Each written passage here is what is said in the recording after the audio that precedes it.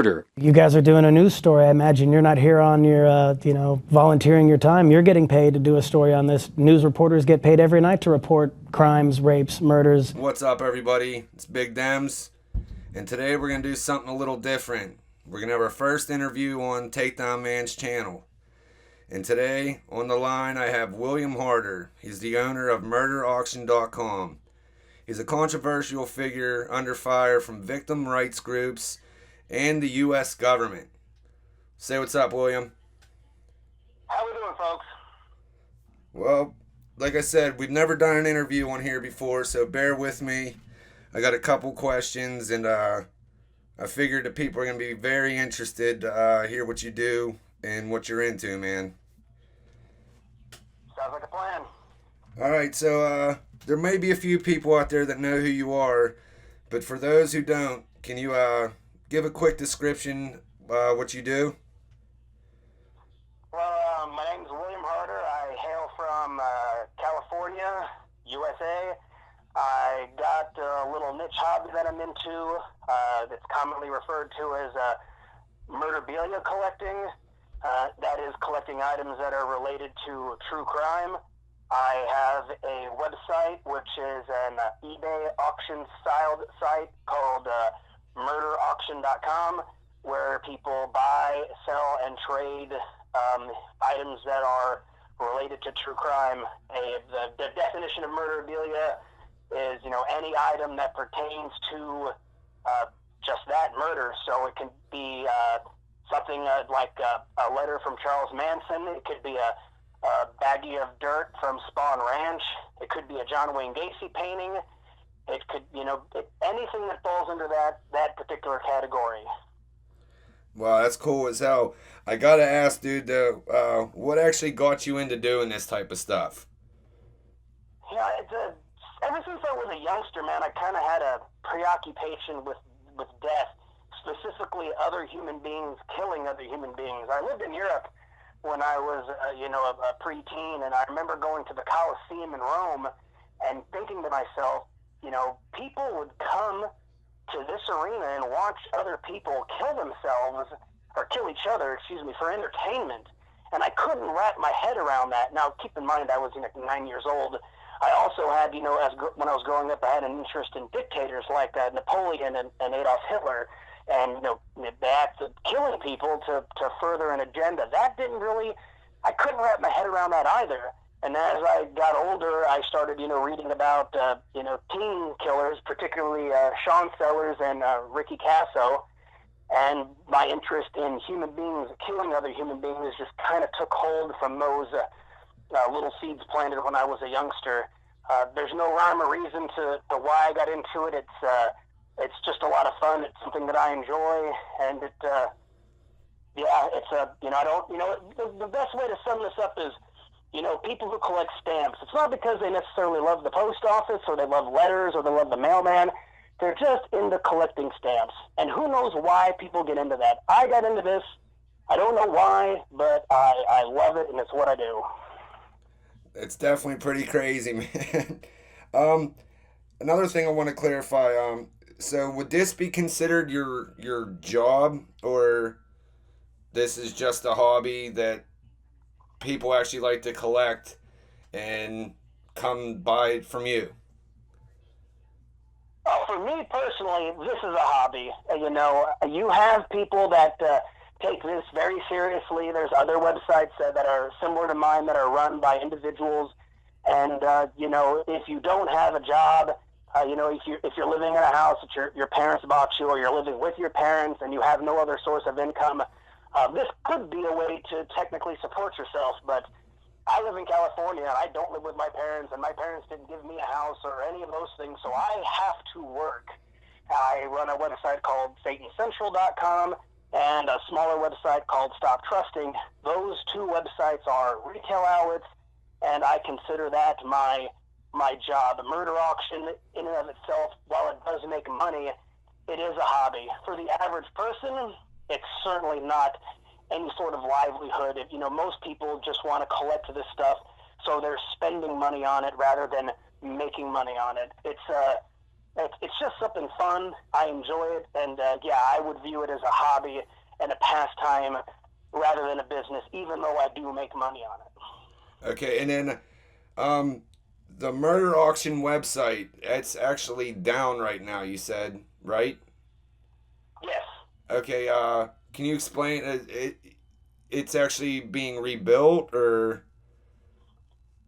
Yeah, we're actually in the middle of a migration. The website software that was originally purchased for the murder auction website was never designed to have the amount of data that we currently, had on the site.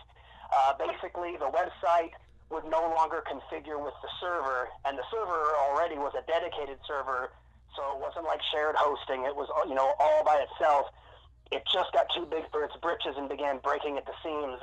So I elected to pull the plug on the site and get the data backed up and saved. And now I've purchased a state-of-the-art auction software technology, and it's really above and beyond anything I could have hoped for. But the process of getting the members over, the feedback, the auctions, all of that is taking time. But we are working, as I am speaking, there are technicians, working, on migrating all this material over, and I hope to have murderauction.com back online by the end of April. That's the goal. Okay, cool. I'll still put the link for that site, sorry, in the description, and I'm also going to go ahead and put your other websites that you mentioned down there as well. For those that are listening that want to go check you out, just head down there and go ahead and click it, and you can see what William's up to.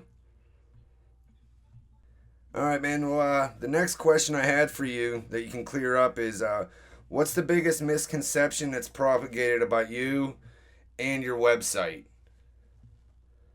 I don't even know where to start, man. There's so many things the media likes to twist up when I'm doing interviews for larger scale type presentations. They really do their best to try to make me look bad and definitely present some very untrue facts. Probably the biggest one is that inmates are somehow involved with the selling and receiving payment for items. That is, something that's completely not true. And I've argued with the victims' advocates who try to say over, half of the inmate population is on the take, or most of the inmate population is on the take. It's probably closer to 5% of inmates who are aware their items are being taken and then resold. And if you've ever purchased a piece of, a letter from someone, you can see by reading the letter, this inmate was not aware their letter was going to be sold. In most cases, men will write to inmates as women in order to entice responses, trick them out of artwork, and then turn around and resell it without the inmate knowing. And, people all the time are trying to say that I'm paying inmates. The state of Texas made that allegation and actually banned me from visiting their prisons. The state of Ohio alleged the same thing and also banned me from visiting their prisons. And that's just something that I don't do.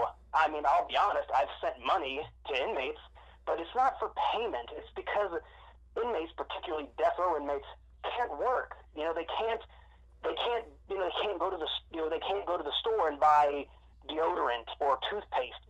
Family, friends, supporters have to do this for them. So I do this for the inmates because I want to help them out. So I would say probably the biggest misconceptions is inmates are involved. I often tell people that, inmates don't have computers, so there's no inmate that uses murderauction.com. It's just not true. Yeah. And I never seem to be able to get that, that wording edgewise. It's constantly cut out of, especially the larger scale interviews that reach larger audiences. Yeah. And then, of course, I know people are probably already wondering this, and I'm going to get this question out of the way, and you probably get it all the time. Most of the victims' families are offended by what you do. So what's your response to the typical person that hears what you do saying this is offensive and this is offending any victim that was involved with one of the inmates that you deal with? I answer it as matter-of-factly as possible. This is America. America was founded on capitalism.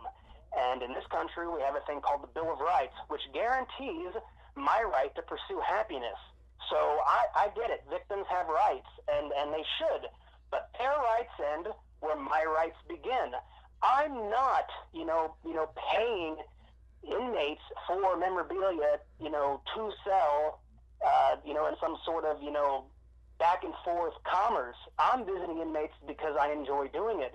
I purchase items along the way, whether it's from a prison gift shop, from another collector, from a prison museum, and I do turn around and sell those items for profit, but that's just the way of the world. I have always encouraged victims not to come to my website, it's because you're not going to like it. And I'm sorry for your loss. I'm sorry your family was affected, but if you want to believe the victims advocates agenda that inmates are somehow making millions of dollars off of this, which is silly, you're going to get your feelings hurt. It's like being a racist and going to skinnyWhiteChicks.com.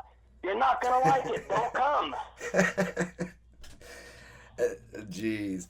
All right, and then actually, when I actually logged in the interview and you agreed to do it, I was looking up some stuff, and I seen that legislation is actually being drafted every year by a Senator John Cornyn of Texas to ban the sale of murderbilia. And he's also, I guess, teamed up with a victim advocate named Andy Cahan. Do you see this affecting what you do? Not, God bless Andy, and he does do a lot of good. I will concede Andy has done some things to strengthen victims' rights. Some of the things he's done I feel are a little bit un-American, but if you get legislation passed, it gets passed. As far as their direct attempt to shut down the concept of capitalism and free enterprise and free speech, you've got a lot of rewriting to do to the Constitution and to the very principles of the founding of America to do that. And the day that happens, we'll be a dictatorship and not a free society. So I'm not very concerned at all with their attempts. If the minute I'm told I can't legally sell my property, the United States will be a different place, and I don't know if I'd even want to live here anymore. I enjoy the freedoms I have, and they've been with us since America was founded, and I'm not about to give up those rights. And I don't think, just whether you like it or not, that's not the way to go. You can't tell a person they can't sell something because a portion of society dislikes it. For example, I'm a vegetarian. I don't wear leather or fur. But there's a lot of people who aren't. And if they want to buy leather and fur, that's on them. I find it reprehensible. I would never want to wear the skin of a dead animal. But other people have no problem with it. So, I'm not that concerned about it. I mean, good job wasting taxpayer dollars trying to get this stuff shut down, but you're really just attacking the Constitution and the American way of life. Yeah, you can definitely see they have their own little agenda with what they're up to.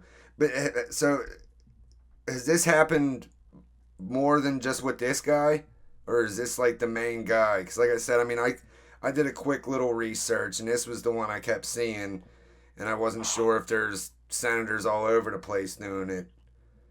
Well, the legislation does have bipartisan support, but it always flops because it's going after capitalism and freedom of speech, and you can't do that. The Son of Sam law was even overturned because people accused of crimes should be able to sell their respective stories. It's going against free speech.